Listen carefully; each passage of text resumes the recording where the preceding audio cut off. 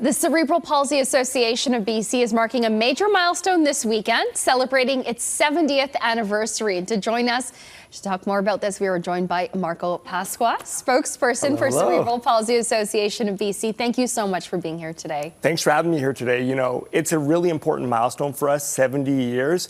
The Cerebral Palsy Association has done so much work to raise awareness for people with cerebral palsy, but I don't think they realize how old we are. 70 years is a long time. It is. It absolutely is. And for people that aren't really familiar with the organization or cerebral palsy itself, what do you want them to know? So for myself, I was born with cerebral palsy, and it's interesting. Some of the things that people don't know is that 70 years ago when we started, the life expectancy for persons with cerebral palsy was about 30 to 35 years old. That was it.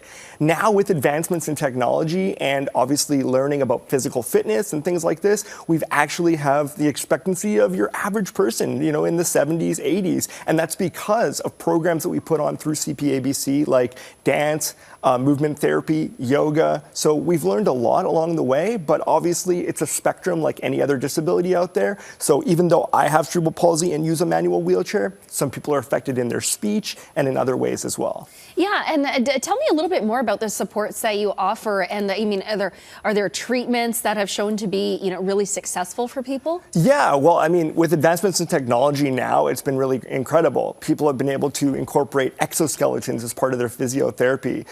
We also are part of Sunny Hill's early intervention program, which sees individuals who are 4 to 6 months for early screening with cerebral palsy. So that way, if somebody can be screened in advance, then we can see how they can be treated going forward and the best methodologies to do that. So, you know, we're really excited to be part of the movement of raising awareness of what cerebral palsy is all about. And that's exactly the programs that we put on through CPABC, is raising awareness, doing those things that get you out and active, and helping people with cerebral palsy live their best lives. What more can be done to help people, you know, have greater accessibility in their lives here in BC? Oh man, well, as an accessibility consultant full-time, I can tell you there's a lot in which we can do. I think that the number one thing is attitudinal barriers though. If you remove people's stigmas around what a disability is, it actually opens the conversation up to do things more like changing the built environment, installing ramps, elevators, but the understanding is really where it's at. You know, cerebral palsy isn't one of the disabilities that's really talked about a lot in the news and the media,